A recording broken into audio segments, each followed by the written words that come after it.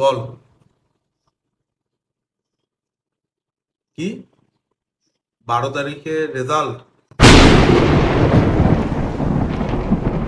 এটা আমাকে কি শুনালো? 12 তারিখে রেজাল্ট মানে এটা শেষ হয়ে সকাল হলেই রেজাল্ট দিবি। এবার যদি ফেল করি আমার তো অটো কিনে দিবি নিশ্চিত। আমার তো বেঁচে থাকার ইচ্ছাটাই মরে গেল। 12 তারিখে রেজাল্ট।